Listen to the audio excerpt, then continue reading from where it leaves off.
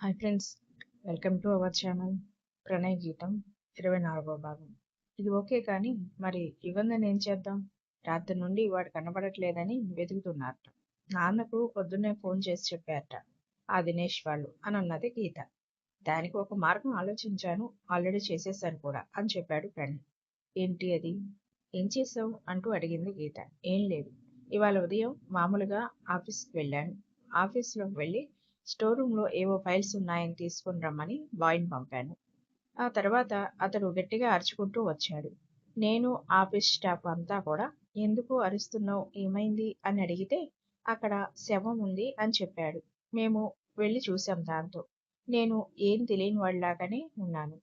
పోలీసులకి ఫోన్ చేసి తర్వాత దినేష్ కూడా చేసి చెప్పాను. దినేష్ పోలీసుల కంటే ముందే వచ్చాడు.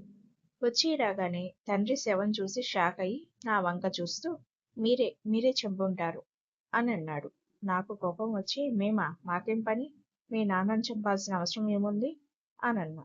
దినేష్ తన మనసులో ఇదేంటి, ఇవాళ గీతను చంపుదామని అనుకుంటే ఒక్క పూటలోనే ఇటు నాన్న అటు ఆ కృష్ణ కిషోర్ ఇద్దరు కూడా చనిపోవడం ఏంటి? అసలు అయినా నా బాబు వీడి ఆఫీస్కి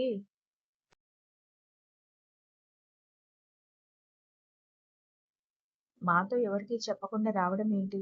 దాన్ని చంపేది ఇవాళ కదా, మరి ముందే ఎందుకు వచ్చాడు? ఈయన ఇక్కడికి రావడం ఏంటి అనుకుంటూ తమ మనిషి అయిన వాసు వైపు చూశాడు. నాకేమీ తెలియదు అని సైగల ద్వారా చెప్పాడు అతను. అంటే దీని చావుకి అన్నీ సిద్ధం చేద్దాం అని వచ్చి ఇరుక్కుపోయి చనిపోయాడా ఏంటి అని మనసులో అనుకుని ఆ, పోలీసులు ఇటు రాకుండా ఉండటమే మంచిది అని అనుకున్నాడు. కానీ ఇంతలోనే పోలీసులు వచ్చారు. ప్రణయ్ వారితో మాట్లాడిపోయే లోపల దినేష్ అడ్డు వచ్చి ఇన్స్పెక్టర్ ఒక నిమిషం అంటూ పిలిచి ఏదో చెప్పాడు దినేష్ అతనికి. ఓకే సార్ అని చెప్పాడు ఇన్స్పెక్టర్. ఆ తర్వాత ఫార్మాలిటీస్ అన్ని పూర్తి చేసి హార్ట్ అటాక్ అని ఇంట్లో హార్ట్ అటాక్ వచ్చి చనిపోయినట్టుగా సృష్టించి కేసు క్లోజ్ చేశాడు అంటూ చెప్పడం ముగించాడు ప్రణయ్. అవునా, కానీ దినేష్ అలా ఎందుకు చేస్తాడు అని అన్నది గీత.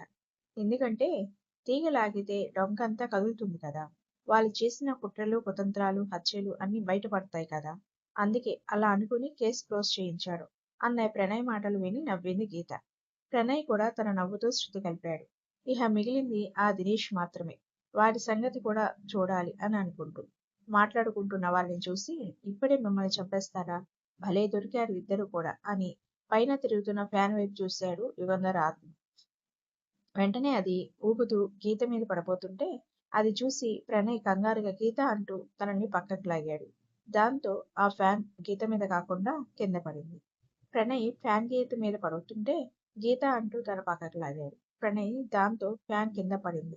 యుగంధర్ వెలుగుతున్న లైట్ వైపు చూశాడు.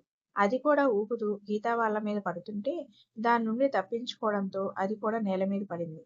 అసలు ఏం జరుగుతుంది అని వాళ్ళిద్దరికీ అర్థం కాలేదు ముందు. ఫ్యాన్ తర్వాత లైట్ ఇలా ఒకేసారి ఉన్నట్టుండి ఎలా పడ్డాయో అయోమయంగా ఉన్నది వారికి. తప్పించుకోకూడదు మీరు అంటూ యుగంధర్ వారిని చంపేందుకు దగ్గరకు వెళ్లి ముట్టుకోబోతుంటే ఎగిరి వెళ్లి అవతల పడ్డాడు. దాంతో యుగంధర్ అసహనంగా ఫీల్ అవుతూ ఏం జరుగుతోంది అసలు, ఎందుకు నేను వీళ్ళని ఏం చేయలేకపోతున్నా అని అనుకుంటూ వాళ్ళని పరిశీలనగా చూసిన అతనికి వాళ్ళ చేతులకి తాయెత్తు ఉండటం చూసి ఓహో అదా సంగతి, ఎందుకైనా నేను వీళ్ళని ఏం చేయలేకపోతున్నాను అని అనుకుంటూ ఏం జరిగింది అని తెలుసుకునేందుకు కళ్ళు మూసుకున్న అతడికి వీళ్ళు గుడికి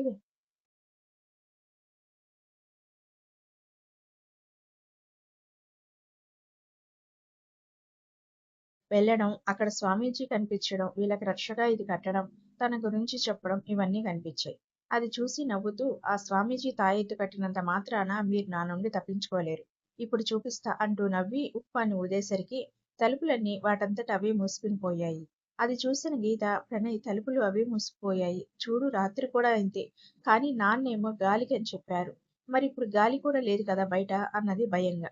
రాత్రి జరిగింది నువ్వు చెప్తే నమ్మలేదు కానీ ఇప్పుడు చూస్తే నాకు కూడా కొద్దిగా భయంగానే ఉంది గీత అని చెప్పి ఎవరది తలుపులు మూసుకుని పోయేలా చేస్తూ మమ్మల్ని భయపెట్టేది ఎవరు, దమ్ముంటే మా ఎదురుగా రండి, అంతేకాని ఇలా పిరికి పందలాగా దాక్కోవడం కాదు అంటూ ప్రణయ్ గట్టిగా అరిచేసరికి యుగంధర్ వీళ్ళకి కనిపించే ఆట ఆడుకుందాం అని అనుకుని పొగ రూపంలో వాళ్ళ ముందు ప్రత్యక్షమయ్యాడు.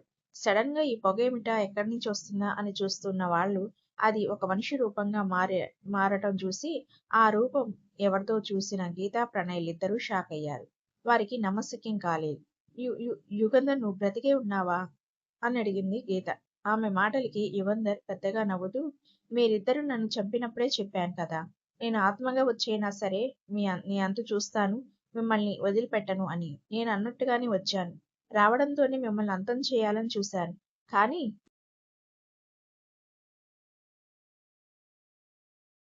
మీకు ఆ ముసలివాడు కట్టిన తాయెత్తే మిమ్మల్ని కాపాడింది ఇంతవరకు. కానీ ఒక్కటి గుర్తుపెట్టుకోండి, అది మిమ్మల్ని ఎక్కువ రోజులు కాపాడలేదు నా నుండి. నా చేతుల్లో మీరు చావడం ఖాయం అంటున్న అతడి మాటలు విని ఒకరి మొహం ఒకరు చూసుకుని తమ చేతికి ఉన్న దాని వంక చూసి, అంటే ఆ రోజు స్వామీజీ చెప్పింది అని గుర్తు తెచ్చుకున్నారు. నీ తల్లిదండ్రుల చావుకు కారణమైన వాళ్ళల్లో ఇద్దరిని చంపి నీ తండ్రి ఆత్మకు శాంతి కలిగించావు. కానీ నువ్వు తప్పు చేశావు. ఆవేశంతో అనుకున్న వారికి తోడు మరొకరిని చంపావు. అదే నీకు నిత్యంగా మారిపోతున్నది. Thanks for watching. Please like, share and subscribe my channel.